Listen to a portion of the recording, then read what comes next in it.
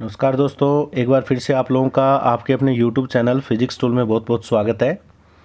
और भौतिक विज्ञान के सिलेबस राजस्थान बोर्ड के सिलेबस का हम अध्ययन कर रहे हैं। चैप्टर नंबर 5 में हम पहुंच चुके हैं। इस वीडियो में 5वां भाग आप पढ़ने जा रहे हो।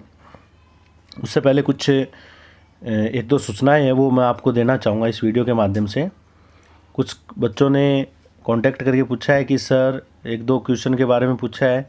कुछ बच्चे एग्जाम्पल के बारे में पूछ रहे हैं कि सर कुछ एग्जाम्पल वगैरह ये कुछ नहीं करवाओगे क्या। तो ये सब मैं बता देना चाहूँगा थोड़ा सा कि एक तो मैं ये पहले जो भी चैप्टर है उनको ज़्यादा से ज़्यादा आपको कंप्लीट करवाने की कोशिश कर रहा हूँ, ताकि आप इन दिनों के अंदर अंदर ये सिलेबस है पूर्णतः कंप्लीट कर सकें। उसके बाद मैं स्पेशल क्लासेस स्टार्ट करूँगा। उन स्पेशल क्लासेस में आपको रिवीजन के तौर पर मैं ये टॉपिक दोबारा उठाऊंगा। तो बच्चों, जैसे मैंने आपसे कहा था कि लगातार जब तक आपका एग्ज़ाम नहीं हो जाता तब तक मैं आपसे जुड़ा रहूँगा और समय समय पर आपको तरीके बताने की कोशिश करूँगा जिससे आप फिज़िक्स आसान बना सकते हो। और उस दौरान आपको एग्ज़ाम्पल वगैरह जो भी आपकी प्रॉब्लम है वो आप मुझे क्लियर कर सकते हो। और जो भी एग्ज़ाम्पल में दिक्कत आती है वो मुझे कमेंट बॉक्स में लिख कर बता दो कि मैं वीडियो के माध्यम से उसका आपको जवाब देने की कोशिश करूँगा, ठीक है। और एक क्वेश्चन आया था कि सर फ्लक्स नेगेटिव कैसे होता है। चैप्टर नंबर 2 गाउसिये जो हमने अनुप्रयोग पढ़े थे गाउस नियम के, उसमें पूछा मैंने बताया था फ्लक्स नेगेटिव और पॉजिटिव होने का मतलब क्या था। वहाँ पर आप समझो उसको पॉइंट को थोड़ा सा। फ्लक्स नेगेटिव और पॉजिटिव कब होता है, उसके पीछे एक कंडीशन होती है। अगर टोटल चार्ज पॉजिटिव है, यानी समेशन क्यू निकालते हैं हम, किसी पृष्ठ मानते हैं, उस पृष्ठ में अगर समेशन क्यू अगर पॉजिटिव आता है, आवेशों का बीजगणित योग धनात्मक आता है, तो फ्लक्स भी पॉजिटिव माना जाता है। और अगर आवेशों का बीजगणितीय योग नेगेटिव आता है तो फ्लक्स भी नेगेटिव माना जाता है। फ्लक्स के पॉजिटिव और नेगेटिव होने का मीनिंग ये है बच्चों कि अगर फ्लक्स पॉजिटिव है तो जो इलेक्ट्रिक फील्ड लाइंस हैं वो पृष्ठ से बाहर निकलेंगी, और अगर नेगेटिव फ्लक्स है तो फील्ड लाइन जो है वो पृष्ठ के अंदर प्रवेश करेंगी, ठीक है। ये मैं उस चीज़ का जवाब देने की कोशिश कर रहा हूँ। और इसके अलावा और भी अच्छे से अच्छे जो टॉपिक है, क्योंकि कुछ एक पॉइंट ऐसे हैं, कुछ तरीके ऐसे हैं बच्चों जो मैं अभी आपको नहीं बताऊंगा। उसके लिए आपको वीडियो चैनल पे लगातार बना रहना होगा, क्योंकि लगातार अभी बताने से आप थोड़ा सा उन टॉपिक पर ध्यान कम दोगे, क्योंकि कुछ ऐसे स्पेशल हिंट भी होते हैं कुछ टॉपिक के, कुछ पॉइंट के, जिससे आपको वो आसानी से याद हो जाती हैं। तो पहले आप पॉइंट क्लियर करो, क्योंकि हिंट याद करने से चैप्टर फिर छूट जाता है। तो पहले टॉपिक क्लियर करें पूरा, उसके बाद में रिवीजन में जब हम आएंगे तो मैं आपसे यही कोशिश करूँगा, मेरा ये प्रयास भी रहेगा पूरा पूरा। और आपसे भी मुझे ये उम्मीद है कि आप इस चैनल को पूरा सहयोग करेंगे। आपका सहयोग ही हमें पूर्ण रूप से इस चैनल में काम करने के लिए उत्साहित करता रहेगा। तो आप पूरा पूरा सहयोग करें, इस चैनल को बढ़ावा दें, शेयर करें, सब्सक्राइब करें ज़्यादा से ज़्यादा, ताकि आपके सामने उचित और अच्छे वीडियो लेकर हम आ सकें। और हो सके तो जल्दी सुविधा और ज़्यादा बढ़ जाएगी तो ज़्यादा कुछ तकनीकी में सुधार करने की कोशिश करेंगे। लेकिन मुझे ऐसा लगता है कि नोट्स वाइज अगर काम होता रहे तो बहुत अच्छा रहेगा, क्योंकि इसमें आप लगातार क्लियर कर सकते हो। नोट्स की PDF भी जल्द से जल्द उपलब्ध करवाने की कोशिश करेंगे आपके सामने। चलिए हम शुरुआत करते हैं आज के इस टॉपिक की, जिसका नाम मैंने यहाँ पर डाल रखा है अपवन वेग और विद्युत धारा के बीच में संबंध। इन दोनों टॉपिक के बारे में हमने लास्ट वीडियो में पढ़ लिया है। विद्युत धारा क्या होती है और अपवन वेग क्या होता है, इसकी परिभाषाएं हमने पढ़ ली है। अब हम अपवन वेग और विद्युत धारा में संबंध स्थापित करेंगे। ये एक बहुत ही इम्पोर्टेंट क्वेश्चन है जो कि अक्सर बोर्ड एग्ज़ाम में देखने को मिलता है, और बहुत बार ये क्वेश्चन बोर्ड एग्ज़ाम में आ चुका है, अपवन वेग और विद्युत धारा में संबंध का। और लगभग 2 नंबर का ये क्वेश्चन बोर्ड परीक्षा में देखने को मिलता है। तो इसको समझना बहुत ही सिंपल क्वेश्चन है। अपवन वेग के बारे में कल हमने पढ़ लिया था, ठीक है। और विद्युत धारा के बारे में हमने शुरुआत में परिभाषाएं पढ़ी थी। अब इनमें संबंध कैसे स्थापित करेंगे, इसके लिए हम वही चालक लेते हैं जो हमने अपवन वेग के दौरान जब उसको परिभाषित किया था तो एक चालक के माना था, ये अपना चालक है,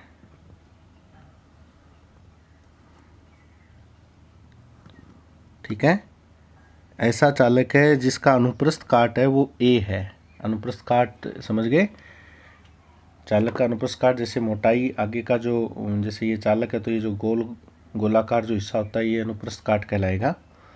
इस अनुप्रस्थ काट को मैं ए से दर्शा देता हूँ, ठीक है। ये ए अनुप्रस्थ काट है।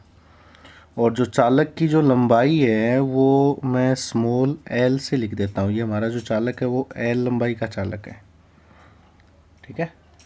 और इस चालक को नाम दे देते हैं एक्स वाई, नाम दे देंगे इस चालक को। इस चालक का नाम दे दिया मैंने एक्स और वाई।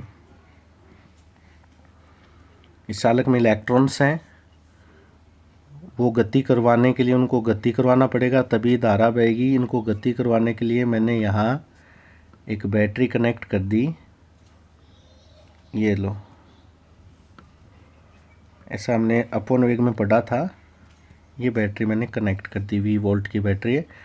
बैटरी विद्युत क्षेत्र डालेगी धनावेश से ऋणावेश की ओर, और इसमें जो इलेक्ट्रॉन्स हैं जितने भी, उन इलेक्ट्रॉनों पर धक्का लगने वाला है, क्योंकि ये सिरा पॉजिटिव की तरह काम कर रहा है और ये नेगेटिव टर्म्स की तरह काम कर रहा है। तो पॉजिटिव टर्म्स से आकर्षित करेंगे इलेक्ट्रॉनों को और नेगेटिव इसको धक्का देगा, ठीक है। डायग्राम समझ में आ रहा है आपको।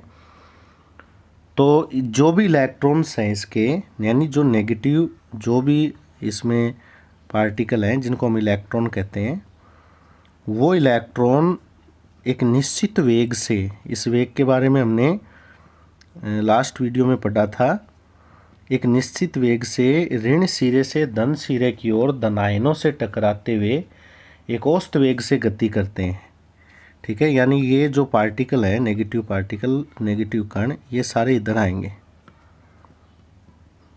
समझ में आ रही है ये चीज़, ऐसे।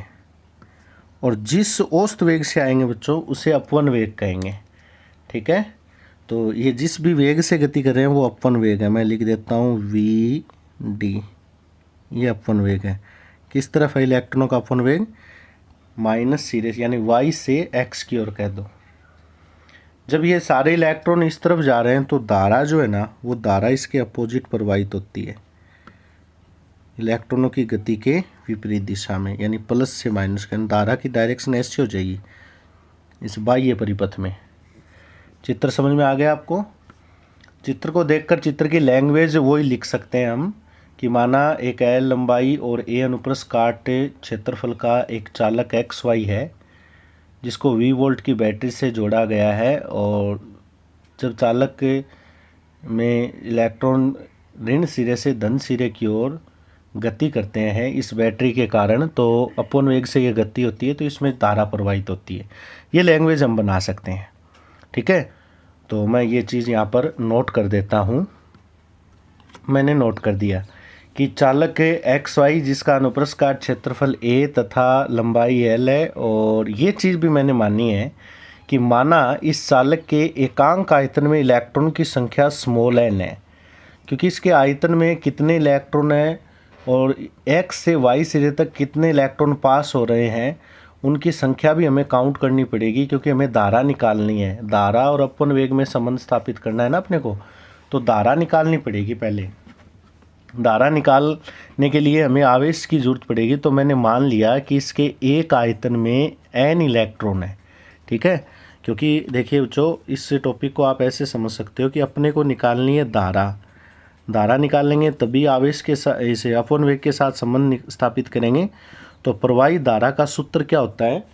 प्रवाही धारा का सूत्र होता है, धारा बराबर होती है कुल आवेश, यानी डेल क्यू बटे डेल टी कह सकते हैं हम धारा को, ठीक है। ये धारा का फॉर्मूला होता है, या आई बराबर ऐसे लिख सकते हैं डेल क्यू बटे डेल टी, ठीक है। ये धारा का सूत्र हो गया, यानी कुल आवेश और जितने आवेश यहाँ से पास हो रहे हैं वो, और कितना समय लगा एक्स से वाई तक आने में, कितना समय लगा, उसका अनुपात ही धारा होती है। तो हमें काम करते हैं, ये धारा का मान निकालने के लिए हमें डेल क्यू और डेल टी की वैल्यू चाहिए, आवेश और समय की वैल्यू चाहिए, ठीक है। तो आप ये कह रहे हो कि एक आयतन में n इलेक्ट्रॉन है, तो मैं पहले इनकी वैल्यू निकालने की कोशिश कर रहा हूँ, ध्यान देना।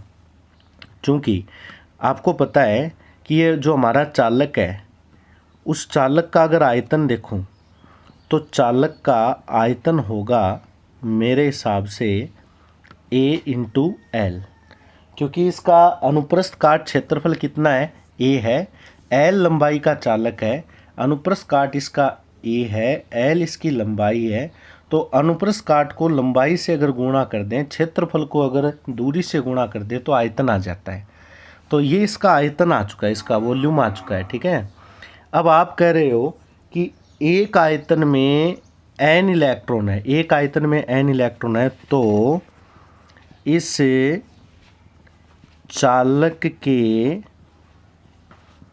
संपूर्ण आयतन में, पूरा आयतन ये है ना इसका, संपूर्ण आयतन में इलेक्ट्रॉन की संख्या, ठीक है, तो क्या ये हो जाएगी NaL, ठीक है, क्योंकि एक आयतन में n इलेक्ट्रॉन है तो Al आयतन में कितने हो जाएंगे, NaL हो जाएंगे।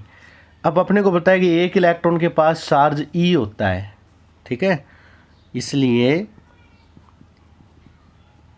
चालक में अगर मैं आवेश की बात करूं, कुल आवेश वाहकों की संख्या देखूं तो वो बच्चों हो जाएगी डेल क्यू ही तो होगी NaLe, ये चार्ज आ गया, इक्वेशन नंबर 2, क्योंकि NaL टोटल संख्या होगी इलेक्ट्रॉनों की, और एक इलेक्ट्रॉन के पास E चार्ज होता है, तो NaLe इलेक्ट्रॉन के पास चार्ज हो जाएगा NaLe, ये टोटल चार्ज आ गया। क्लियर, आगे बढ़े, यानी चार्ज की वैल्यू हमने यहाँ से क्लियर कर ली। अब हमें समय की वैल्यू और निकालनी है। तो एक बात बताओ, समय कौन सा समय है कि इलेक्ट्रॉन x सिरे से y सिरे से निकलकर x सिरे तक जा रहे हैं, किस वेग से जा रहे हैं, ये vd वेग से जा रहे हैं, ठीक है, vd वेग से जा रहे हैं, l दूरी तय कर रहे हैं, ठीक है। ये तो सिंपल सा मतलब फॉर्मूला बनता है यहाँ पर, तो मैं लिख भी सकता हूँ इस चीज़ को कि चालक में उपस्थित इलेक्ट्रॉन, चालक में उपस्थित इलेक्ट्रॉन का अपवहन वेग माना vd है, तो स्मॉल l लंबाई के चालक को पार करने में लगा समय, ये डेल टी हो जाएगा, ठीक है। समय बराबर क्या होता है, दूरी बट्टे चाल होता है, सिंपल सा फॉर्मूला ये तो डेल टी बराबर क्या आएगा, दूरी एल हो जाएगी और चाल कितना है vd। इक्वेशन डाल देता हूँ इसको 3, आवेश आ गया समीकरण नंबर 2 में, समय आ गया, दोनों मान समीकरण 2 व समीकरण 3 को कहाँ रख दूँ, समीकरण 1 में रख दो। जैसे ही आप समीकरण 1 में रखोगे तो I बराबर डेल क्यू बटे डेल टी है, NaLe, डेल क्यू की वैल्यू रख दी, ठीक है, और डेल टी की जगह L/VD रख दो, तो I बराबर आ जाएगा NaeVd। ये लो, ये संबंध होता है अपवन वेग और धारा में। कई बार ये संबंध भी दिया हुआ आता है कि सिद्ध करो I बराबर NaeVd होता है, और कई बार ये भी लिखा हुआ आता है कि I समानुपाती Vd होता है। अपवन वेग देखो, कल 2-3 बातों पे डिपेंड कर रहा था। अपवन वेग की बात करें, अपवन वेग बैटरी की वोल्टेज के समानुपाती होता है जो विभवांतर लगाते हैं। जितनी ज़्यादा वोल्टेज की बैटरी होगी इलेक्ट्रॉनों पर, उतना ज़्यादा धक्का लगेगा और तेज़ी से गति करेंगे उतनी ज़्यादा उसकी स्पीड होगी। अपवन वेग विद्युत क्षेत्र के भी समानुपाती होता है, जो लास्ट वीडियो में हमने पढ़ा था। विद्युत क्षेत्र ज़्यादा मतलब बात वो बैटरी वाली है, और जितना ज़्यादा अपवन वेग होगा उतनी ज़्यादा धारा प्रवाहित होगी। ये बात आज हमने इस संबंध से सिद्ध कर दी। ठीक है, यानी अपवन वेग प्रवाहित धारा के समानुपाती होता है। बात आ रही समझ में? अपवन वेग प्रवाहित धारा के समानुपाती होता है। ये संबंध कई बार पूछा जाता है कि सिद्ध करो चालक में प्रवाहित धारा अपवन वेग के समानुपाती होती है, तो आप इस प्रकार ये चीज़ सिद्ध कर सकते हो। ठीक है, यानी इलेक्ट्रॉन जिस स्पीड से गति करेंगे उतनी ज़्यादा धारा प्रवाहित होगी। ठीक है, तो मैं यहाँ लिख देता हूँ, अर्थात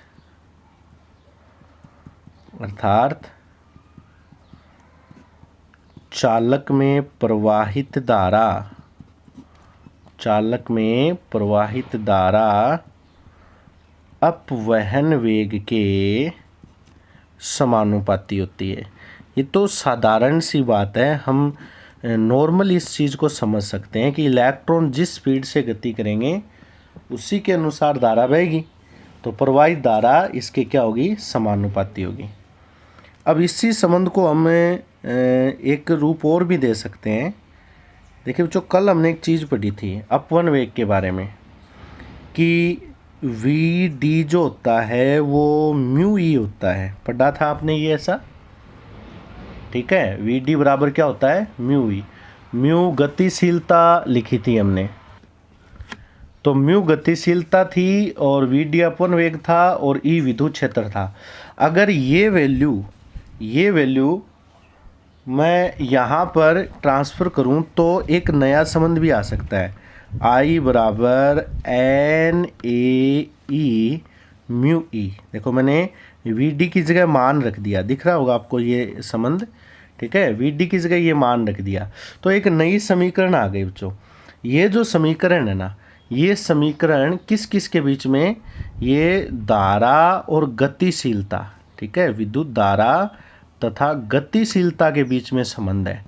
ये भी पूछ सकता है, विद्युत धारा तथा गतिशीलता के बीच में संबंध है, तो इसी से निकल जाएगा ये रिलेशन। ठीक है, इस प्रकार हम अपवन वेग और विद्युत धारा में संबंध स्थापित कर सकते हैं। बहुत ही सिंपल सा डेरिवेशन है और बहुत ही इम्पोर्टेंट ये डेरिवेशन है। कई बार इसको एग्ज़ाम में देखा गया है और पूछ सकता है ये क्वेश्चन।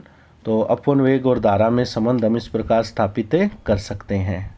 अब आगे एक छोटा सा रिलेशन और स्थापित कर सकते हैं अपने, कि हमने अभी ये पढ़ा है कि I बराबर होता है N A E V D. ठीक है, अपवन वेग और धारा का संबंध हो गया ये। अगर मैं आपसे ये कह दूं कि यदि धारा नियत है,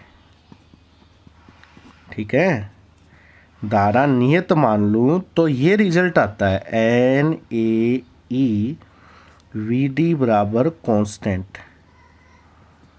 ठीक है, धारा को मैंने नियत मान लिया। आई बात समझ में? अब आप थोड़ा सा यहाँ पर एक इस समीकरण पर थोड़ा ध्यान देना कि इसमें हम धारा को नियत मान चुके हैं। अब आपको पता है कि धारा चालक में प्रवाहित होगी, और किसी भी जो चालक है, धात्विक जो चालक है, क्योंकि लगभग धातु चालक होते हैं, धात्विक चालक की बात करें तो धात्विक चालक के लिए हम ये कह सकते हैं कि जो एकांक आयतन में जो इलेक्ट्रॉनों की संख्या होती है वो लगभग नियत होती है। ठीक है, जैसे तांबा, अपने एल्यूमिनियम, लोहा, ये धात्विक चालक है, तो इनमें एकांक आयतन में इलेक्ट्रॉनों की संख्या को हम नियत मान सकते हैं। ठीक है, अगर स्मॉल एन नियत मान लें, और इस सूत्र में आपको पता है कि ई नियत होता है, इलेक्ट्रॉन का चार्ज होता है, तो ए इंटू वी डी लगभग हम ये कहेंगे कि नियत होगा। ए चालक का क्षेत्रफल हो गया और वी डी क्या हो गया? अपवन वेग। अब ये जो समीकरण आई है बच्चों, अगर आपको याद है, थोड़ा सा नहीं याद है तो मैं चर्चा करूँगा कि कक्षा 11 के अंदर हम लोगों ने जो बर्नौली समीकरण पढ़ी थी, सातत्य समीकरण पढ़ी थी, आपको याद आ रहा है। वहाँ पर सातत्य ने एक सातत्य जो समीकरण थी, सातत्य समीकरण थी, वो उसका रूप कुछ ऐसा ही था, ए वी बराबर कांस्टेंट, ए वी बराबर कांस्टेंट, जहाँ ए वो नलिका होती है जिसमें द्रव्य प्रवाहित होता है, वी द्रव्य का वेग होता है, ये नियत बताया था। और यहाँ ए वो चालक हो गया, चालक की मोटाई हो गई वी डी, उसमें बहने वाले चार्ज हो गए, यानी जो पाइप था वहाँ पर तो चालक आ गया, और पानी था वहाँ पर इलेक्ट्रॉन आ गए। तो एक तरह की कंडीशन हो गई, इलेक्ट्रॉन बह रहे हैं यहाँ पर, वहाँ उस 11वीं क्लास में हमने द्रव्य प्रवाह पढ़ा था। तो ये वही समीकरण है, ठीक है, इसी प्रकार ये समीकरण है। लेकिन ये समीकरण सिद्ध कैसे हुई, ध्यान रखना, ये समीकरण कब आई है, जब धात्विक चालक की बात कर रहे हैं और धारा नियत रह रही है। ये मेन चीज़ है, धारा नियत मानने पर ये चीज़ स्पष्ट होती है। अगर ये चीज़ इन दो शर्तों के लिए हम बात करें, एक तो धात्विक चालक है और दूसरी बात धारा नियत है, तो A इंटू वी डी बराबर कॉन्स्टेंट आएगा, ठीक है। और इस कांस्टेंट से हम वही रिजल्ट निकाल सकते हैं। रिजल्ट क्या निकलेंगे, जो हमने कक्षा 11 में भी इनके बारे में पढ़ा था थोड़ा सा, ठीक है। वो क्या रिजल्ट हम निकाल सकते हैं कि अगर अनुप्रस्थ काट की बात करें, ठीक है, मोटाई की बात करें, तो मैं ऐसा लिख सकता हूँ यहाँ पर कि अगर अनुप्रस्थ काट ज़्यादा है, इसका अर्थ समझ जाओगे, अनुप्रस्थ काट ज़्यादा है तो अपवन वेग कम होगा। समझ गए बात मेरी, अनुप्रस्थ काट ज़्यादा है, ठीक है, तो अपवन वेग क्या होगा, कम होगा।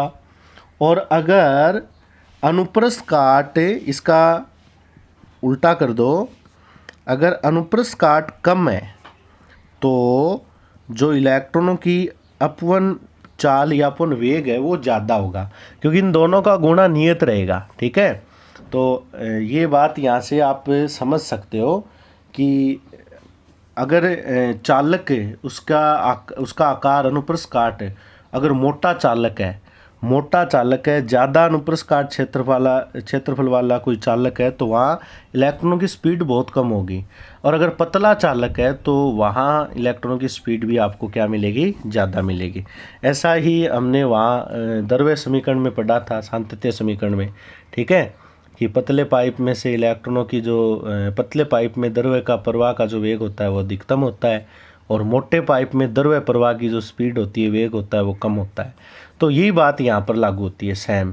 लेकिन इसके लिए शर्त क्या है, वो शर्त ये मैंने आपको बता दी, 1 नंबर बात ये, और धात्विक चालक होना चाहिए, ठीक है बच्चों।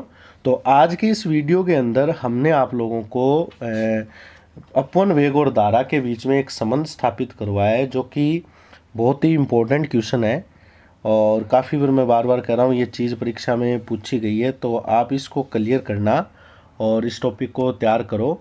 आज के वीडियो में इतना ही, आगे के नए वीडियो में हम फिर एक नए टॉपिक के साथ मिलेंगे। तब तक के लिए वीडियो क्लियर करें आप लोग, और इन टॉपिक को क्लियर करने की कोशिश करें, ताकि आप लोग अपने सिलेबस को अच्छी तरीके से कंप्लीट कर पाओ। और चैनल ज़्यादा से ज़्यादा शेयर कीजिए, हम आपसे बार बार अनुरोध करते हैं इसी संबंध में, क्योंकि आपने ये जो सहयोग दिया है इसके लिए हम आपका बहुत बहुत धन्यवाद करते हैं। और आगे से आगे ये चैनल जो है वो आपका अपना चैनल है, तो इसलिए आप इसे ज़्यादा से ज़्यादा बच्चों तक पहुंचाइए, क्योंकि इसमें हम ये चाहते हैं कि ज़्यादा से ज़्यादा बच्चों को फ़ायदा हो, और हमने ये जो चैनल शुरू किया आप लोगों के लिए, इसमें हम कामयाब हो सकें और प्रत्येक बच्चे तक हमारी ये मुहिम पहुँचे, इसी उद्देश्य से हम काम कर रहे हैं। चैनल का लिंक आपको पता चल चुका होगा, इस लिंक पर आप गूगल सर्च कर सकते हो, या यूट्यूब पर सर्च करो तो डायरेक्ट फिजिक्स टूल के नाम से भी सर्च कर सकते हो।